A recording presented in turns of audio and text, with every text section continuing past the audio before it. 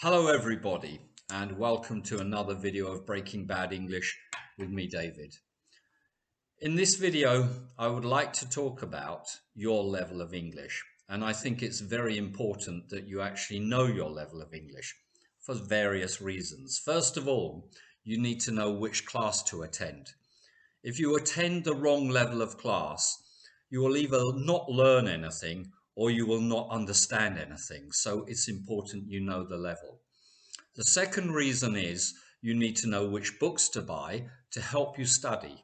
So if you buy the wrong level of book, you'll be totally confused, or you won't learn anything from the book because you know all the information already. Another reason is, and probably the most important reason, you need to know what level of exam to take. Because if you take an exam at the wrong level, it will not do you any good. For example, if you take an exam which is too high and you fail it, what have you achieved? If you take an exam at a level which is too low, lower than your level, then it doesn't demonstrate your true level of English. So it's very important that you know your level. Basically, in English, we divide the levels into 6 categories. The lowest level, which is known as a beginner level, is called the A1 level. Next is the A2 level, which is known as elementary. The next level up is a B1 level, which is referred to as intermediate. Then B2 level, which is known as upper intermediate. Then C1 level, which is called advanced. And finally, the highest level, which is the C2 level, which is known as proficiency. At the proficiency level, you should almost speak equal to a native speaker of English. Now, I've made a small board here so you can see these levels, and I will just hold them up briefly.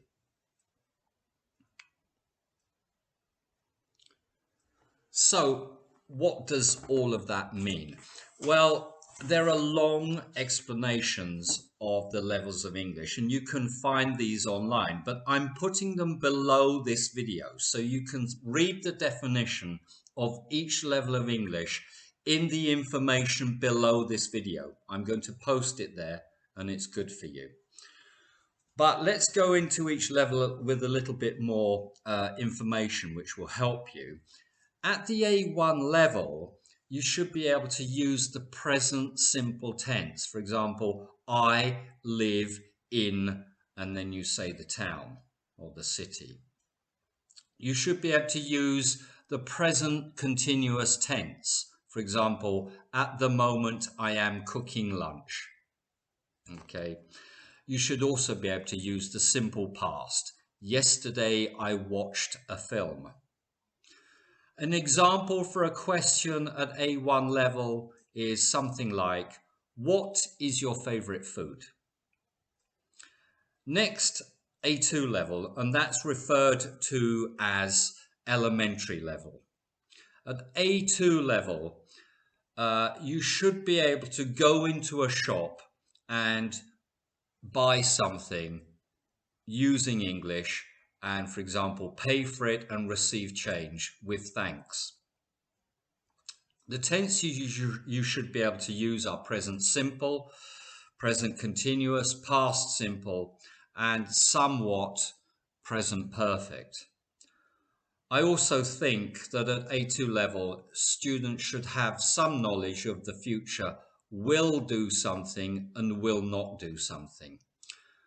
An example of a question at A2 level would be, how often do you go shopping?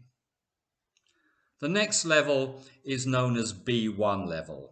Okay, B1 level, and this is known as intermediate English, in fact. At the intermediate level, you should be able to use all the tenses I said for A2 level, plus past continuous tense. You should be able to use modal verbs like can and should. And you should also know the zero and first conditional format for sentences. You will still be able to use will and won't, of course, and you will start to learn be going to do something. you should also know a little bit about the passive voice and perhaps just touched on the past perfect, but maybe you will not be able to use it in a full way. A question at B1 level would be, for example, what was the last film you watched? Now, for all of these levels, obviously the answers will vary, because I could ask the question, what was the last film you watched, to a student at A2 level, and he would give an answer which maybe is 15 to 20 seconds long. I could ask the same question to a student at C2 level, but his answer might be 7 or 8 minutes long. So your knowledge of English is reflected more in your answer than in the question itself. Do you understand that? That's very important to note and remember.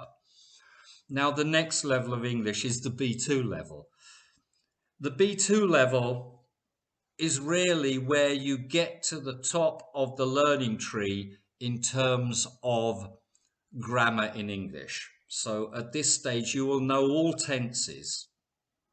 You'll be able to use, for example, present perfect continuous, present perfect, past perfect continuous, will be doing something, will have done something, etc.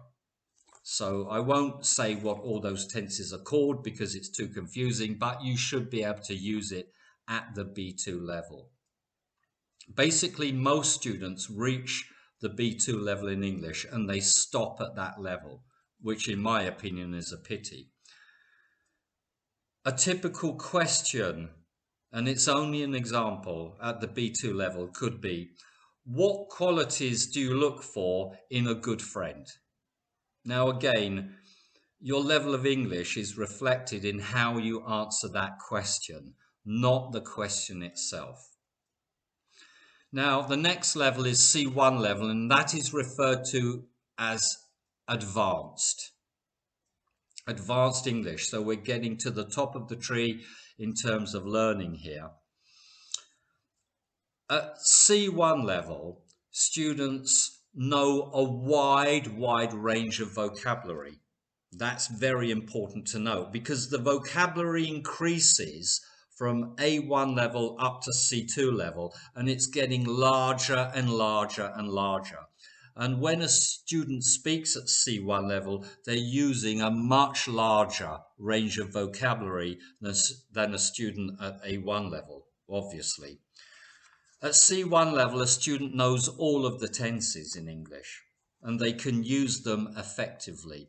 They should be able to talk about complex topics in a detailed way with no real difficulty in understanding all written forms in English. And a question, a typical question at C1 level could be, how do you think fashion is changing, and what effect do you think that future fashions will have on society? Another example question could be, how do you think future technology will influence foreign language learning? So there are two examples there. It could be a past question as well. So there's so much variety and possibility for C1 level. Now finally, the C2 level, the highest level of English. And at this level in English, you are able to speak almost the same as a native speaker in English. Your speed of English should be natural without any obvious pauses. You should be able to continuous without hesitation, and your English should contain a very wide range of vocabulary. You should use all of the tenses relevant to what you're saying and as necessary. A question at the C2 level would be something like, people make assumptions about others based on what they wear. What's your opinion? Okay, the question may seem quite straightforward, but it's the way you answer the question which is important. At C2 level, the student would be able to speak for a long time in answering that question. He would be able to give examples of different clothing and different opinions formed, and reasons why those opinions are formed, and the errors, for example, of why these opinions are so. Okay, he will be able to present an argument for or against a particular topic. So this is my version of the 6 levels in English. But below this video, I am posting the actual official levels in English with regard to the Common European Framework of Reference for Languages, which is a world recognized body in defining what each level in a language is. So look at it and decide for yourself what your level is. You can also do small tests online. There are hundreds, or if not thousands, of websites which offer exams online to find out your level. Okay, so if you have any questions about this, I can't answer individual questions as to what your level is, but I can answer general questions about levels of English and what levels include in terms of, for example, vocabulary or grammar. So if you have some general questions for me, write them below this video and I will be more than happy to answer them. If you like the video, give it a thumbs up. If you have any criticisms, also write them below. I don't mind. And I look forward to seeing you again on another video of Breaking Bad English with me, David. So keep watching, watch all of my videos. And I look forward to seeing you again very soon. Goodbye.